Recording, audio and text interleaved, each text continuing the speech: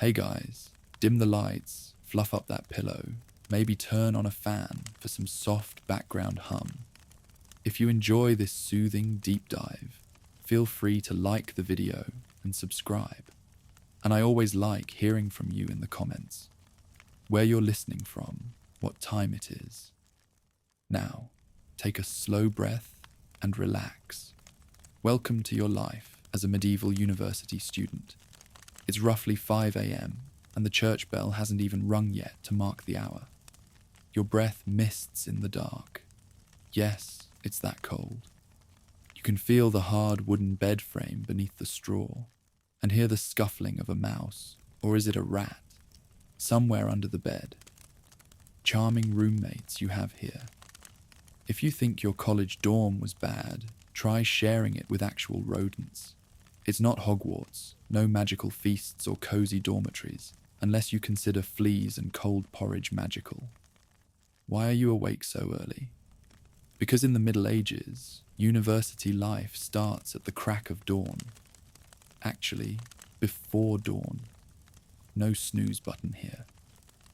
In a few minutes, the sound of monks chanting might waft from a nearby chapel, or a bell will toll, telling you it's time for morning prayers and classes. But let's be honest, you hardly slept anyway. Between the cold, the occasional flea bite, yes, you definitely have fleas, and nerves about your studies, a full night of restful sleep is as mythical as a friendly dragon. And maybe, just maybe, you also had a rough evening yesterday. After arriving in this college town with high hopes and a heavy sack of books, you got a warm welcome from the senior students. If you thought frat hazing was intense, try medieval initiation rites. Last night, those older students gleefully dressed you up in a ridiculous costume. They stuck fake horns on your head and giant wooden false teeth in your mouth, all while loudly joking about how badly you smell. For the record, you do smell a bit ripe. Baths are a rare luxury. They yanked out a few of your nose hairs for good measure. Ouch. Smeared something unmentionable under your nose. Let's pray it was just mud. And then staged a mock execution for their own amusement. All this to cleanse you of your beastly freshman ignorance. Hilarious, right? By the end, you were humiliated, aching, and reeked of. Well, let's not revisit that. And to top it off, you had to spend what little coin you had left buying your tormentors a round of wine. Welcome to university. So here you are, aching head, lighter purse, and all. Money, by the way, is a constant worry. Tuition fees, rent for your lodging, if it's not covered by a scholarship. Food, books, everything costs something. Your father sent you with a small purse of coins that was supposed to last the term, and it's already alarmingly light. At least your place in the student housing, the bursa, comes subsidized by a church benefice, a kind of medieval scholarship, without which you'd probably be begging in the street for meal money. Many classmates aren't so lucky. Some serve wealthier students as valets, or copy manuscripts for pennies to make ends meet. There's no student loan office, no part-time barista job to pick up. It's patronage, charity, or bust. Last night's enforced generosity to the senior students certainly didn't help your budget, but you'll worry about that later. Getting admitted to university wasn't about acing a test or writing an essay. It was more about showing up after a long journey, proving you could read and write Latin and knew your basic prayers, and convincing a master to accept you. If you had the coin or a patron, doors opened. If not, well, better luck next time. You probably got to bed late after trying to scrub off the mystery muck with cold water from a basin. There was no warm shower to cry in, unfortunately. Now it's pre-dawn, and classes start soon. You'd love to roll over, and pretend this was all a bad dream. But you can't. Not unless you want a furious tutor banging on the door, or a fine for missing obligatory prayers. Medieval university isn't exactly forgiving of tardiness or truancy. With a resigned sigh, you sit up. The room spins for a moment. Maybe that last cup of cheap wine last night was a mistake. You grope for the clay jug of water by your bedside to quench your parched throat. The water is murky and tastes a bit like dirt and old wood, but it's water. Kind of. Clean drinking water isn't really a thing here. You usually trust ale more than water for safety, but ale at dawn isn't the best for a clear head. As you swing your legs out of bed, your feet hit the icy floor. You wince, quickly pulling on your worn leather shoes, more like glorified slippers with how thin they are. Now, nature calls. Time to deal with the facilities. In the corner of the room sits a humble clay pot. Yes, that is your chamber pot, your personal medieval toilet. Privacy? Not much. You shuffle over, hoping your roommate, snoring on the other side of the room, stays blissfully asleep. Using a chamber pot is awkward at best, but at least it's better than venturing out to a reeking outdoor latrine in the freezing dark. You relieve yourself as quietly as possible. The smell isn't great, but frankly, the room already had a funk. A mix of unwashed bodies, old rushes on the floor, and yesterday's stew. You cover the pot and slide it back under the bed, making a mental note to empty it later. Ideally not by tossing it out the window onto some unlucky soul's head, though that is a time-honoured student tradition for some. With that unpleasant business done, you splash a bit of the cold water from the jug onto your face. It's bracing, to say the least, ice cold, and enough to make you gasp quietly. There's no soap.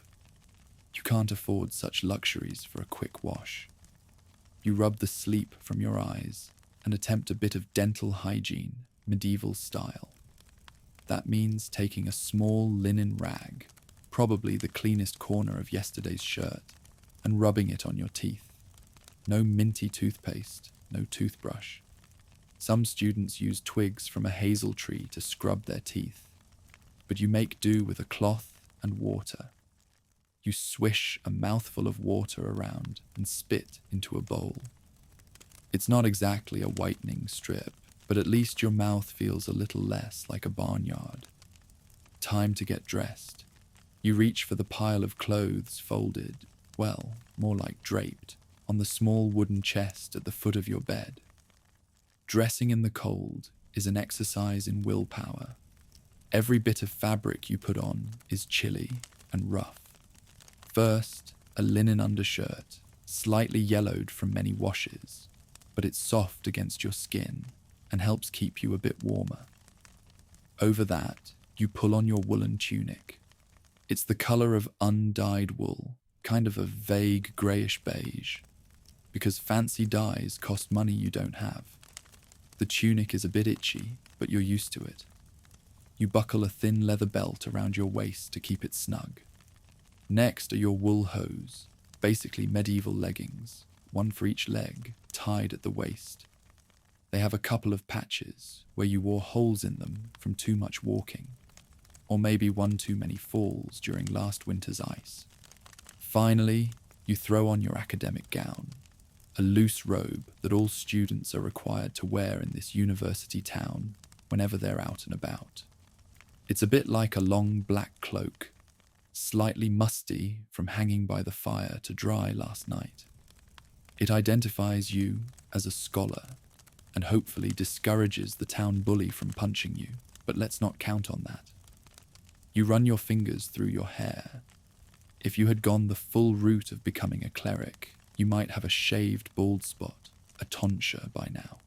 But thankfully, you still have your messy mop of hair intact. Good enough. You're dressed for success, or at least for survival. You also grab a threadbare woolen cloak to wrap around yourself for the walk to class. It's not officially part of the academic attire, but it's too cold to care, and plenty of other students do the same. Wrapping it around your shoulders, you feel a tiny bit of warmth and comfort, like a scratchy hug from a sheep. Before you dash off to your lecture, you have one more duty: morning prayer.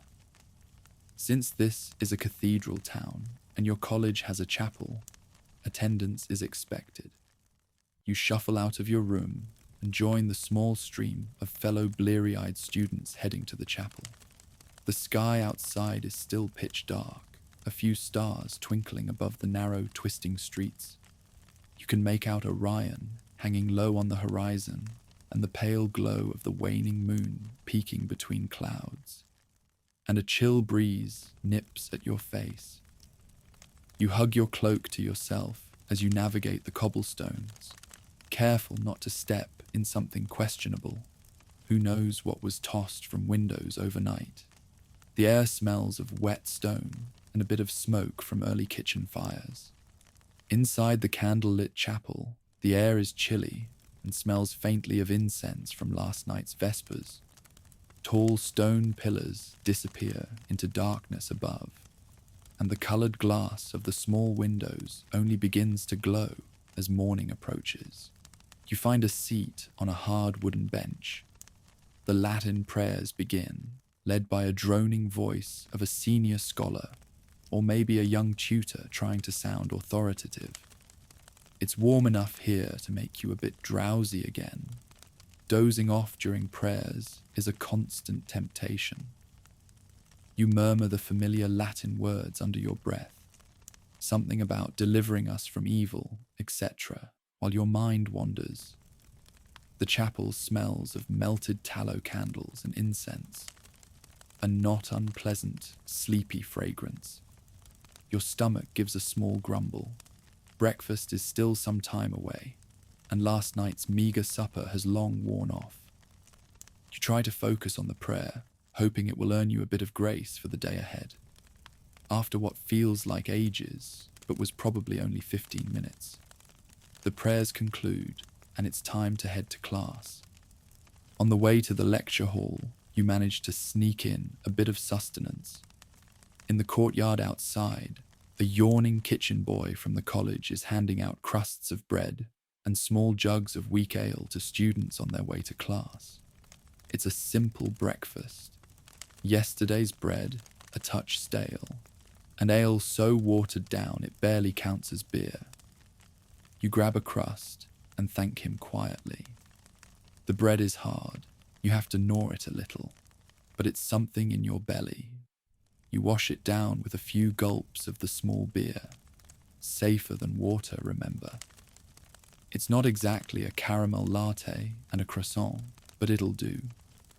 Thus fortified, a very generous way to put it, you head to your first lecture of the day.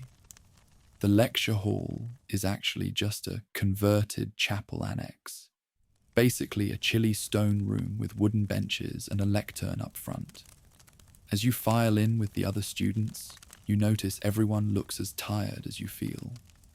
A couple of lads from somewhere in the countryside of France are whispering and chuckling, likely sharing some rude joke in their dialect, until a stern glance from a beadle, a sort of academic hall monitor, silences them. You find a seat on a bench toward the middle, too far in front, and the master might notice every time your eyelids droop. Too far back, and you might be sitting on the cold floor once the benches fill up. The seating is first come, first serve, and it's getting crowded. This teacher is popular, or at least this subject is mandatory. The wood of the bench is polished by generations of scholar backsides and etched with graffiti. Little Latin phrases, crude caricatures of what might be a professor with donkey ears, and initials of students long gone.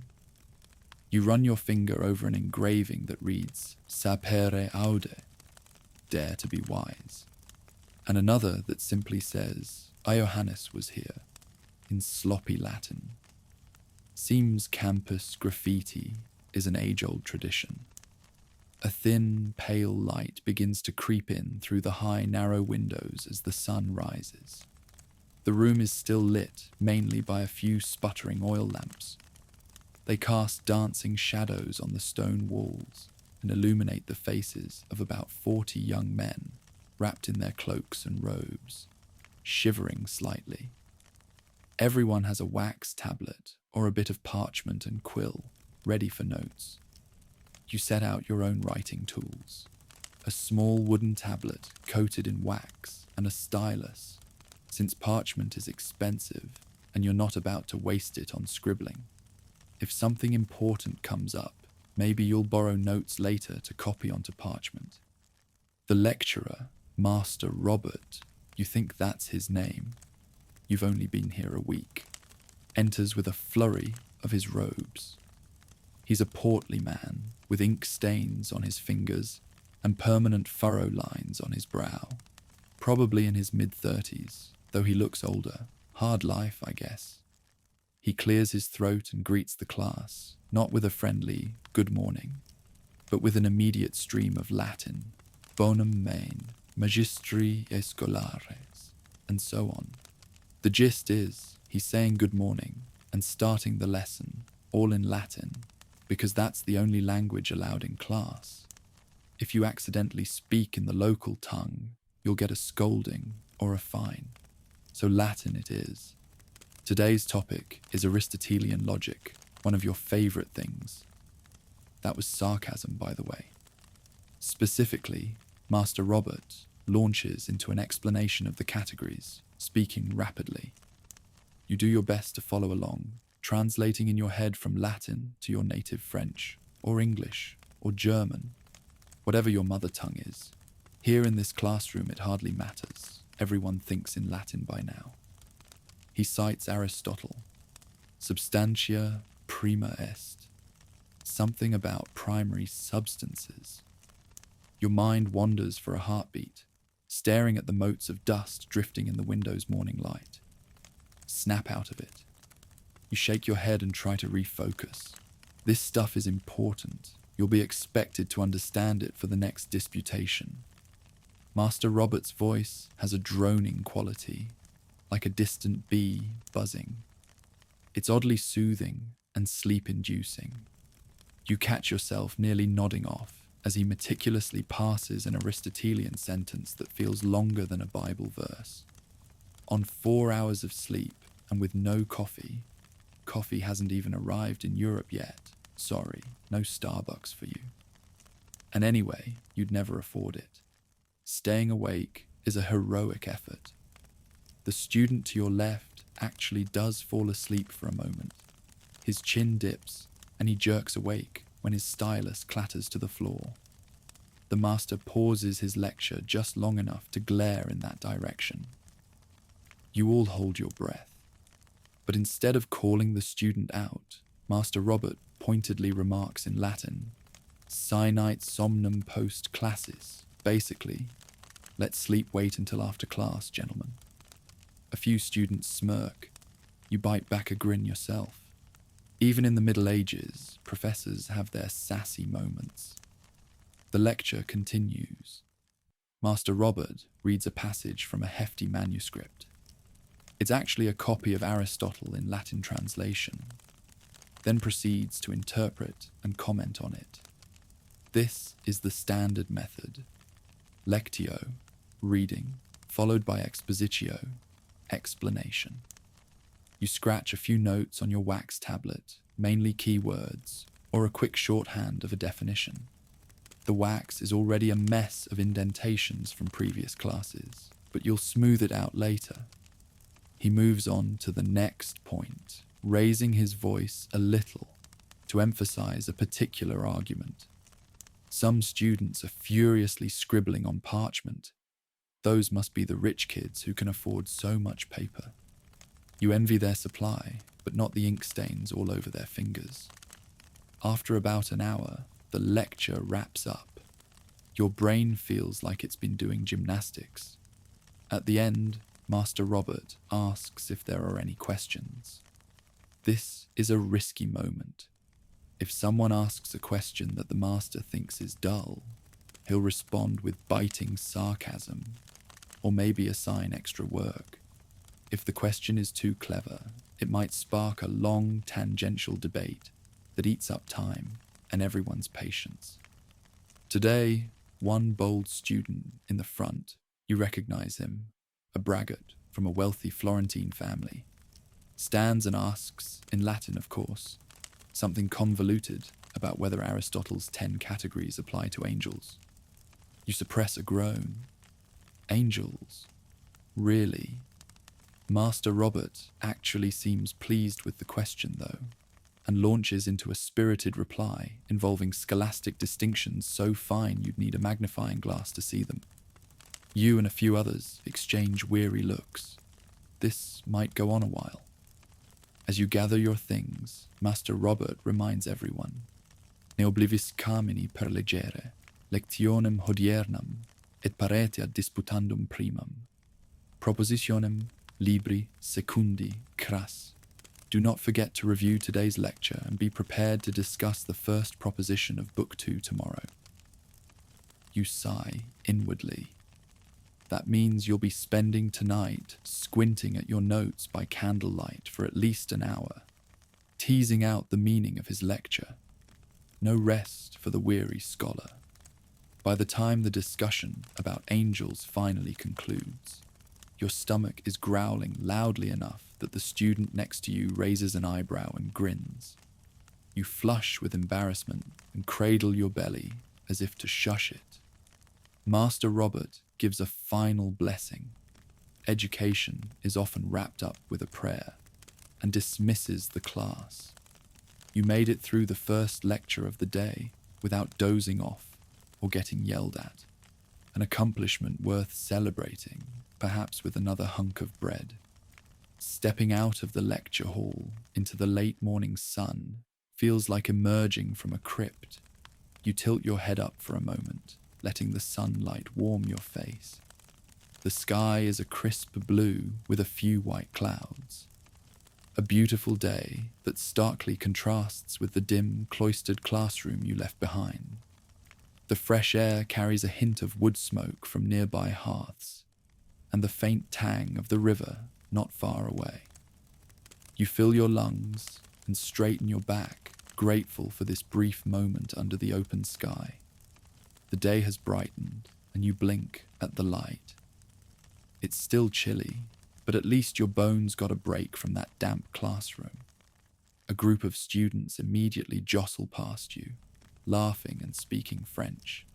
That's their mother tongue.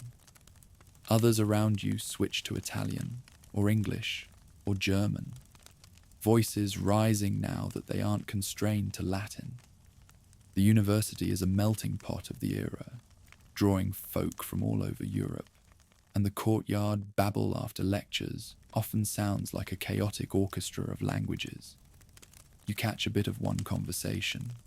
Some local French students are debating where to meet later, maybe that tavern down the street. Tempting, but right now, your mind is singularly focused on one thing: food. You join the stream of scholars heading back toward the dining hall, if you're at a college with one, or perhaps towards the market square where vendors sell hot pies and pottage. Luckily, your bursary, the student house you belong to, provides a midday meal as part of your arrangement. It's not gourmet by any stretch, but it's hot and filling, usually. As you enter the hall, the smells of boiled cabbage and broth greet you. Not exactly mouth-watering, but after that lecture, any sustenance is welcome. You find a spot on a long wooden bench at a trestle table. A servant, or perhaps a junior student on kitchen duty, ladles out something into your bowl. Today's menu: a thin vegetable pottage, a kind of soup stew with carrots, onions, and some grains, barley, maybe, and a hunk of brown bread on the side. You also get a cup of diluted wine. The university's funds don't cover prime vintages, so it's sour and watered, but again, safer than the well water. You silently say grace with everyone else as a master at the head of the table recites a prayer in Latin. Only then can you dig in. As you eat, a senior student stands by the wall, reading aloud from a large Bible in Latin. This is a common practice, combining nourishment for the body and soul, they say. Honestly, you tune it out after a while.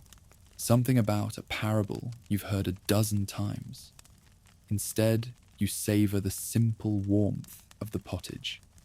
It's bland, could use salt, which is expensive. And the bread is hard, but you soak it in the broth to soften it. Around you, the low chatter of students in between Bible verses is all about the lecture. Some are debating Aristotle versus Plato with far more enthusiasm than you can muster at the moment. Others gossip in whispers.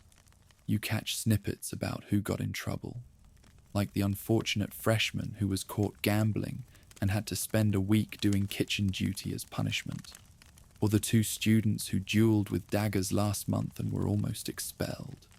They got off with a stern warning and extra prayers to say, benefit of clergy, indeed. Who's courting which innkeeper's daughter, and which master might be in a secret dalliance with a local widow. Spicy stuff by medieval standards. Lunch ends as efficiently as it began. Another prayer of thanks, and the food is gone almost as quickly as it arrived. You're left comfortably full, if not exactly thrilled by the flavour. A full belly and the early start are making you a bit drowsy though. Some students will take this opportunity for a short rest, maybe a quick nap on the grass in the courtyard or at their desk. You have a bit of time before the afternoon's activities. Your next lecture isn't until later, so you decide to use this break wisely. You head to your room to grab a thick book you need to return to a fellow student. It's a borrowed copy of Peter Abelard's writings on logic, and the owner wants it back today. The book is precious, hand-copied, with a wooden cover and metal clasps. Rumour has it a single good book can cost as much as a farm animal, so you guard it like gold. As you handle it, you feel the weight, not just physically, but of knowledge, and the weight of debt if you lose or damage it. With the book safely in hand, you make your way to the courtyard where you agreed to meet him. In the courtyard, a few clusters of students are doing various things. Under one alcove, a group is rehearsing a disputation, practicing arguments and quick rebuttals in Latin. It almost sounds like a rap battle in monotone Latin, if you can imagine that.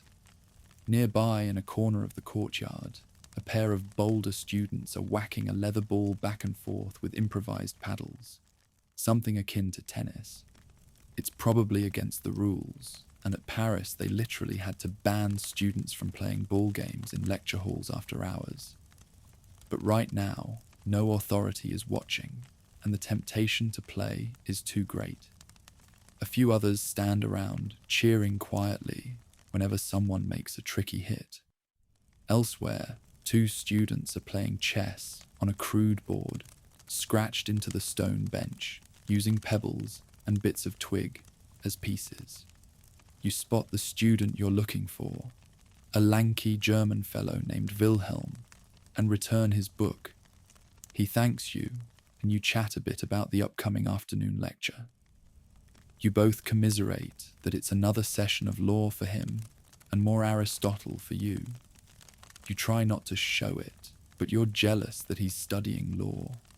Rumour has it law students have better career prospects, and sometimes better parties. He jokes that if you ever want some real fun, you should attend one of the law faculty's feasts. Apparently they spare no expense when celebrating. You laugh and part ways, shaking your head at the thought. Fancy feasts are not in your immediate future. In this university world, you don't exactly get to major in whatever you want. Every student must slog through the core curriculum of the liberal arts first. Lots of grammar, rhetoric, logic, and then some arithmetic, geometry, music, and astronomy if you're lucky. Only once you earn your arts degree, if you last that long, can you pursue one of the prestigious higher faculties: theology, law, or medicine. Those are the medieval majors that really count. Your friend Wilhelm is already on the law track. You, meanwhile, are knee-deep in Aristotle until further notice. At least it means you can still change your mind about your future, assuming you survive the present workload. Soon, the bell from the university church tower tolls once, signaling that the midday break is about over. Time to head to the afternoon lecture, or activity. Your body protests, you're sleepy, and that bench in the sun looked awfully inviting for a nap. But duty calls. If you skip, you might miss something important, or, worse, be noticed and fined. The masters can be strict about attendance, especially for new students. This next class isn't a lecture in the traditional sense, but a disputatio, a formal debate which today is part of the requirement for all students. Think of it as a cross between a philosophy argument and a gladiatorial fight fought with words. In a drafty hall, students gather around two designated disputants and a presiding master. By some miracle or misfortune, you are not one of the debaters today. You're just here to watch and maybe learn. The question to be debated has been posted on the door since yesterday. Utrum magia sit heretica. Whether magic is heretical. Juicy topic. The presiding master, a severe-looking friar with sharp eyes, opens the proceedings with a brief prayer and then states the question. One student has to argue, yes, magic is heretical. The other argues no, perhaps making fine distinctions, maybe arguing that certain natural magic isn't heresy if it's scientia. The debate kicks off in Latin that is far more rapid and fiery than Master Robert's morning drone. These guys are going at it, quoting scripture, church authorities like St. Augustine, even Aristotle again, throwing names and references like punches. It's actually entertaining in a nerdy way. A crowd of maybe 20 students stands around, occasionally murmuring approval for a good point, or snickering when someone fumbles a Latin word. At one point, one of the debaters, the one arguing that magic might not be totally heretical, attempts a joke by comparing a magician to a university master. Both pull rabbits out of hats, essentially, he jibes. There's a ripple of laughter among the spectators. Even the presiding friar cracks a tiny smile before quickly restoring his grim facade.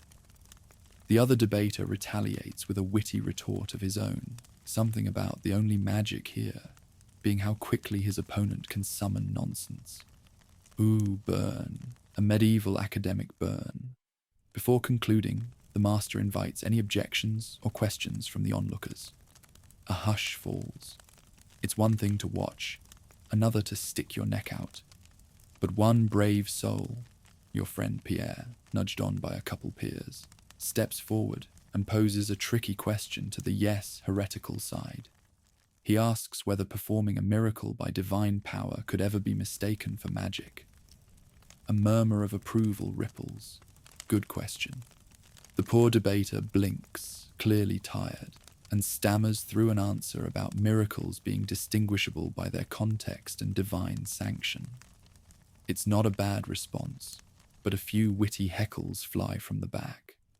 Sounds like magic to me. Someone whispers just loud enough. The master raps the table for order, suppressing a small smile. Satisfied that everyone has had their fun, he clears his throat to give the final word.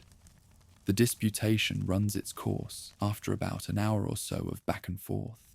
In the end, the presiding master summarizes the arguments and declares a sort of verdict, though in truth, these exercises are more about the skill than the conclusion.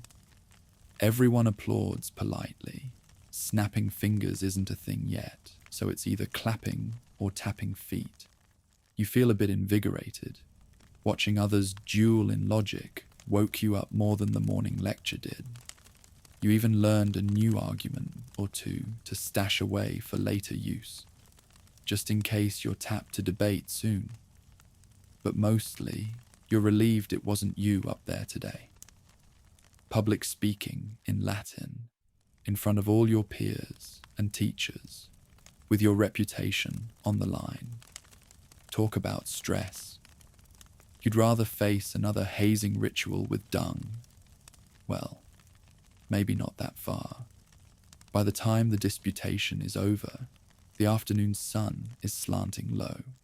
Officially, your scholarly duties for the day are done. There might be some optional readings or personal study time, but no more formal lectures or debates until tomorrow. You feel simultaneously exhausted and giddy with freedom. It's that same feeling you might get on a Friday afternoon in modern times, except here it's perhaps a Tuesday, and your relief is mostly that you survived another day without humiliation. So, what now? Some of your studious classmates will head straight to the library or their rooms to pore over today's lessons by candlelight. And yes, perhaps you should too. You have notes to recopy and passages to memorize. But the lure of a little relaxation is hard to resist. You recall those students chattering about the tavern, a nice cup of wine or ale, maybe some music, and frankly a warmer fire than the sorry hearth in your dorm sounds delightful. You convince yourself it's a cultural experience, an extracurricular activity, if anyone asks. With a grin, you decide to join them. The sun is setting as you and a couple of your friends make your way through the narrow streets, stepping around piles of horse manure and the occasional sleeping dog. The market stalls that were busy in the daytime are now shuttered, and a few townsfolk hurry home with baskets in hand. You pass under the shadow of the great cathedral tower, which looms over the town like a silent guardian. Its bells aren't ringing now, but you can imagine them. They mark each hour of your life here, structuring your day from pre-dawn to dusk. A couple of younger students scurry by in the opposite direction, probably late for their own dormitory curfew, their robes flapping behind them like ravens. You're all heading to a favourite student haunt, the Golden Lion Tavern, or as students jokingly call it in Latin, Leo Aureus to sound fancy. The tavern is already lively by the time you arrive. Inside, it's dim and wonderfully warm. The place is busy, a mix of students and townsfolk share the space. You see a group of burly coopers, barrel makers, still in their work aprons, sipping ale after a long day's labour, eyeing the rowdy student crowd with a blend of amusement and wariness. In the corner, a pair of off-duty town guards nurses their drinks, their helmets off and swords laid by their feet. The atmosphere is boisterous, but not yet unruly, just people seeking comfort by the fire like you. A big hearth at one end crackles with orange fire, casting dancing shadows around the low-ceilinged room. Instantly, the aroma of spiced wine, wood smoke, and roasting meat hits your nose, far more pleasant than the scents you're used to. Your shoulders relax, almost involuntarily. Yes, this was a good idea. You find a spot at a long wooden table where a few other students from your college have already claimed territory. There are some older students too. They nod in greeting and slide a pitcher of ale down your way in a wordless welcome. You pour yourself a cup. It's a cloudy ale, home brewed by the tavern keeper's wife, and it tastes a little sour, but after the day you've had, it's nectar. The first gulp warms you from the inside out. One of your friends, Pierre, from Paris naturally, flags down a barmaid a rosy-cheeked woman with rolled-up sleeves who navigates the crowd like a seasoned sailor and orders something to nibble on, a plate of whatever stew is on offer and some bread. You all chip in a few coins for it. Pooling resources makes it barely affordable. Soon enough, a wooden platter is set down.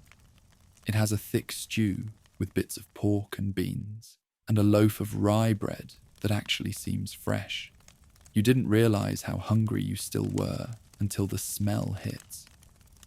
As the group digs in, conversation flows. Naturally, the talk among young men turns to two main topics: academic woes and women. First, you all share a laugh about Master Robert's droning lecture this morning. Pierre does a spot-on impression of the way the master said substantia with a pompous flourish, and you nearly snort ale out of your nose. Then the conversation shifts. One of the older students, Thomas, starts bragging about a rendezvous he allegedly had with the baker's daughter last week. He claims he serenaded her under her window with a borrowed lute, and that she snuck him a kiss as thanks for the music. You roll your eyes at his story. It's probably exaggerated if not outright fiction, but it gets everyone talking about romance. Ah, love, in the time of parchment and quills, you quip softly, earning a chuckle from Pierre. You muse that it's not easy to woo anyone when you're basically a penniless scholar with no prospects yet. Some of these town girls might find the students dashing in their black gowns and full of knowledge.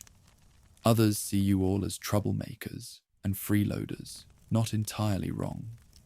In truth, official university rules forbid students from, well, fraternizing.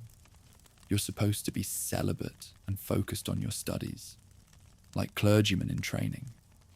But come on, hormones existed in the 14th century too. So yes, clandestine romances happen.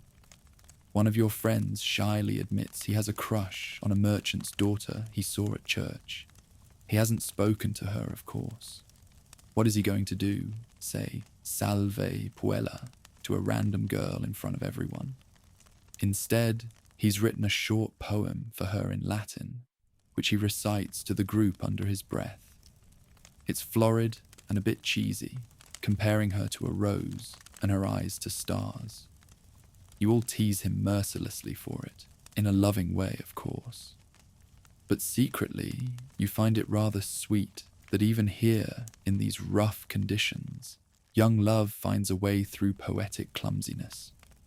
You think about anyone you might fancy. Perhaps that one washerwoman's apprentice with the bright smile who sometimes passes by the college. You've only exchanged polite nods, nothing more. Who knows?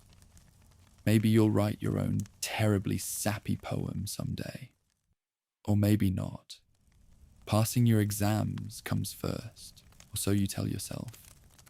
Of course, not all the amorous pursuits are so innocent or poetic. In a hushed tone, Thomas boasts about the existence of a certain house on the far side of town where, for a few coins, a lonely student can find companionship. You and Pierre exchange a knowing look. Everyone has heard of this brothel, and the university authorities officially condemn it. But plenty of scholars have paid a visit, especially after acing an exam or on a lonely holiday. It's a moral grey zone, to put it mildly. Future priests letting off some steam with ladies of the night. You shudder at the thought of the trouble one could get in, not to mention the risk of disease. It's dark humour, really, that some of these supposedly pious students end the night on their knees, not in prayer, but in much more compromising situations. You decide to stick to your beer and pretend you never heard Thomas's suggestion. On a lighter note, talk turns to the upcoming holiday festivities in town. Students love a good celebration as much as anyone. Next week is the Feast of Saint Remigius, and rumour has it some of the bolder scholars are planning to dress up in absurd costumes and parade around the quadrangle after Vespers, Last year, someone snuck a donkey into the chapel during a feast of fools and made it sing along to the hymns. The masters were furious, though I'd bet even they laughed in private. You chuckle, imagining the chaos, and make a mental note to keep your distance if a live donkey shows up this time. The evening wears on pleasantly. Someone produces a pair of dice, and soon a casual gambling game starts at the table. Nothing serious, just a few pennies wagered here and there. Enough to add some excitement. You win a round, then lose the next two, and decide to quit while you're only a little behind. Gambling is technically forbidden to students as well, like most fun things. But in moderation and behind tavern doors, nobody is enforcing that rule. In the corner, 2 travelling minstrels have struck up a tune. One plucks a lute, and the other is singing a surprisingly bawdy song in the local language about a farmer's mishap with a goat. It's the kind of song that would scandalize a priest, but makes the patrons roar with laughter. You laugh along, even as you blush a bit at the crude lyrics. It's catchy, and before long, a few students, possibly on their 3rd or 4th cup of ale, join in the chorus. The tavern keeper shushes them half-heartedly. He's more worried about them paying their tabs than singing off-key. After an hour or two of this merriment, you notice the night deepening. Someone opens the tavern door to stumble out, and a blast of chilly air sweeps in, along with a few raindrops. Ah, lovely. It's raining outside. A cold autumn rain by the feel of it. You pull your gown tighter, thinking about the walk back to your lodging. The fire in here makes it so cozy, you almost want to curl up by it and fall asleep right on this bench. But that's not an option. The tavern will eventually close, and you do need to return before the city watch or the university proctors start patrolling for curfew violators. Getting caught out late could mean a fine or worse, and you're not exactly flush with cash. Reluctantly, you and your friends gather yourselves to head back. You step outside into the narrow lane. It's fully dark, the kind of inky darkness only a medieval town can have, with just a few lanterns glimmering at intersections and the faint light from upper windows. Clouds cover the moon, and a light rain mists down, making everything glisten and the cobbles slick. You shiver as the cold dampness immediately begins to seep through your cloak. Time to hurry. You stick together with your friends as you navigate the warren of streets back toward the university quarter. Wandering alone at night here is asking for trouble. There are reports of thieves who prey on drunk students, not to mention groups of local youths who might fancy teaching a stuck-up scholar a lesson.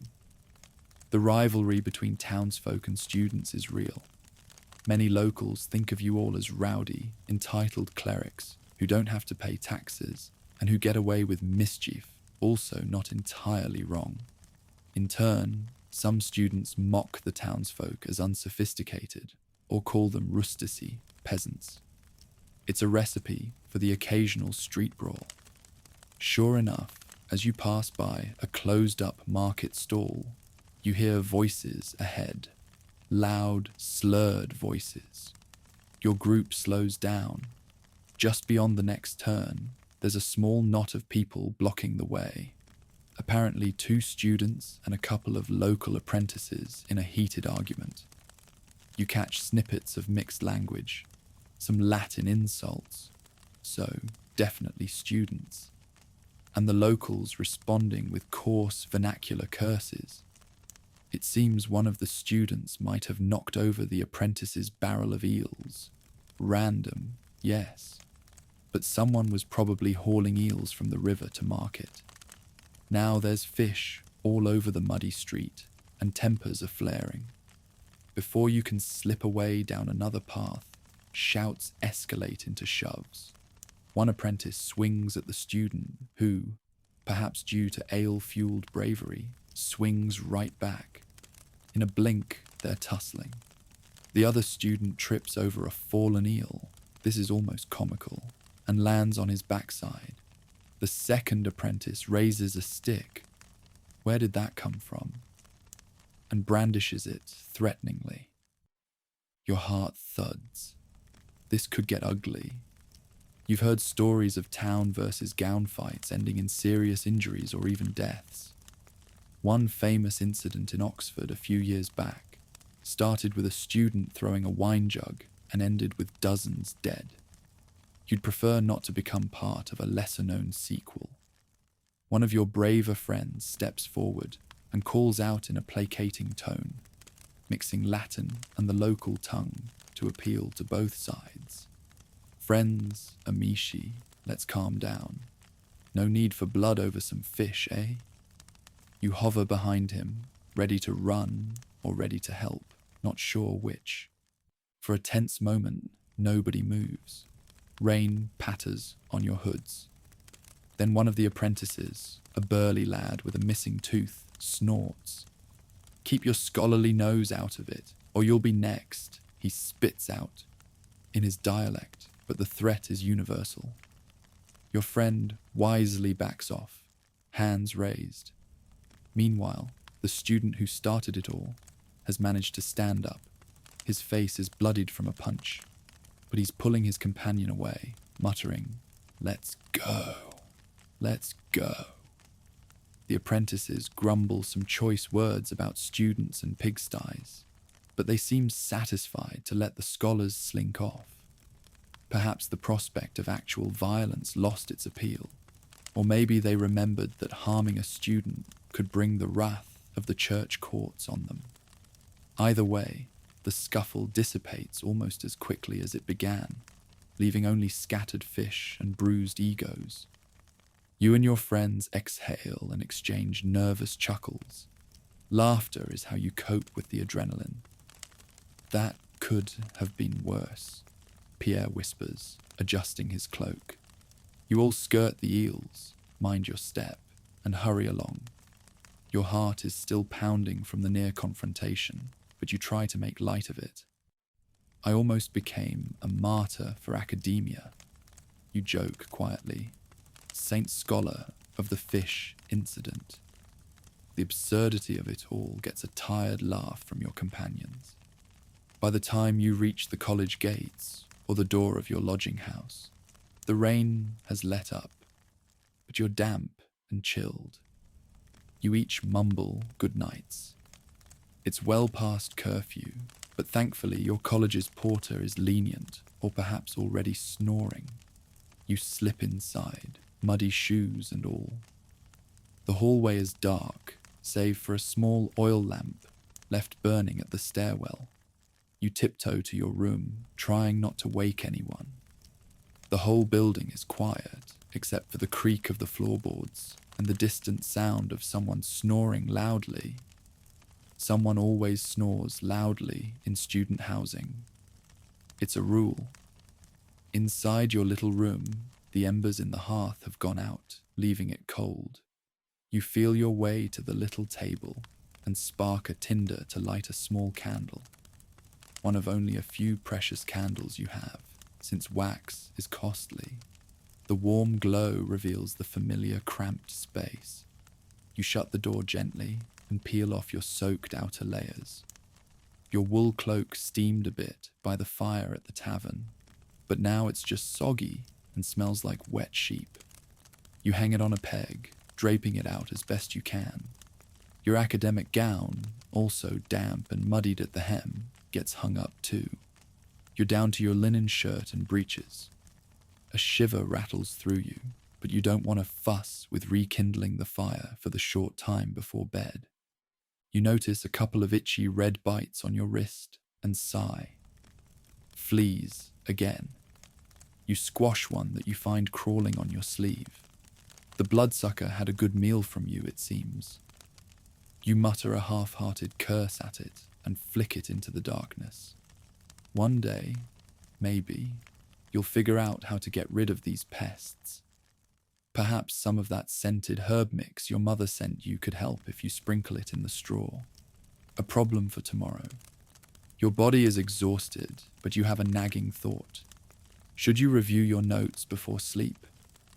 Finals. Well, the medieval version of finals, oral exams, and disputations are always lurking. You have a bit of guilt. Somewhere out there is probably a more diligent student spending this hour reading by candlelight, quill in hand. But tonight, no. Not after everything. You can barely keep your eyes open.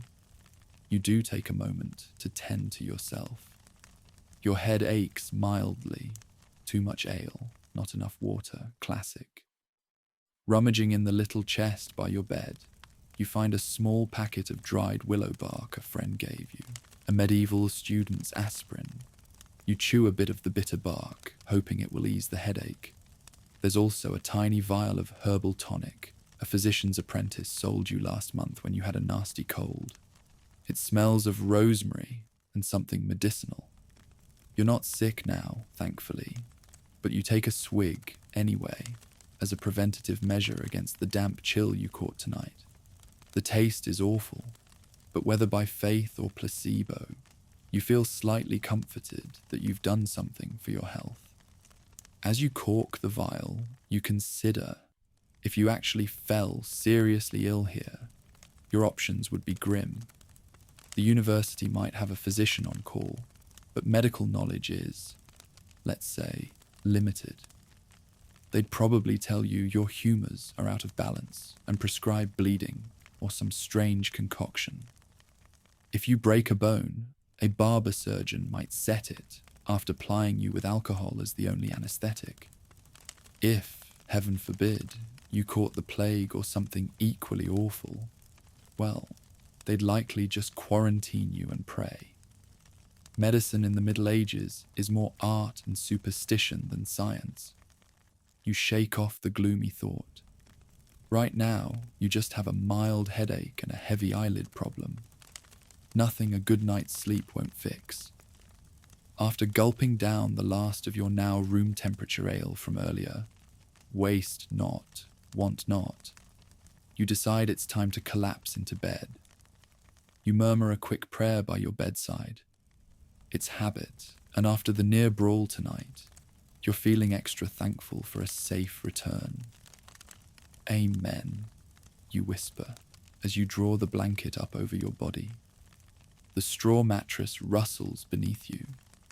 It's not exactly plush, and it could probably use changing. You're pretty sure there's something growing in one corner of it. But at this moment, it feels heavenly, simply because you're horizontal and finally off your feet. Your muscles relax one by one, thankful for the respite. You wiggle around to find a position that pokes you with the fewest straw ends. Ah, there it is. Not too bad. As you lie there, the events of the day play over in your mind in a haze. Only this morning, you were shivering awake before dawn, scratching at flea bites, and stumbling through Latin grammar. You debated philosophy, survived a bland meal, witnessed a lively argument, and navigated a dicey encounter in the dark. All in a day's work for a medieval student. You chuckle softly at the thought of your modern self complaining about Wi-Fi speeds or cafeteria pizza. Here you are with no running water, no electricity, no textbooks, only hand-copied manuscripts, and certainly no pizza. And yet, somehow, you made it through the day. Not all students do. Many drop out.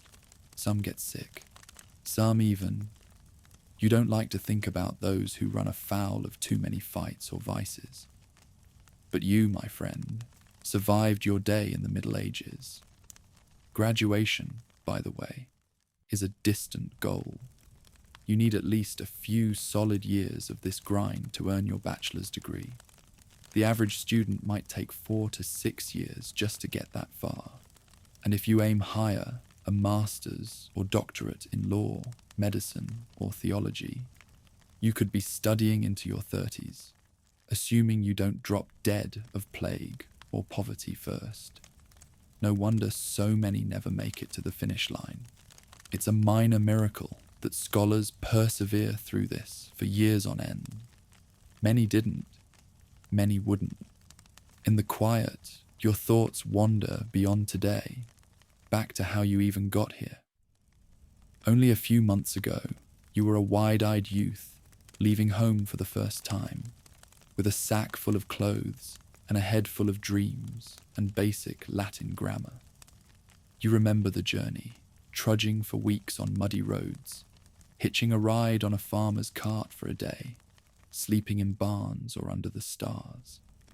You remember the mix of excitement and fear when you first saw the spires of this university town on the horizon.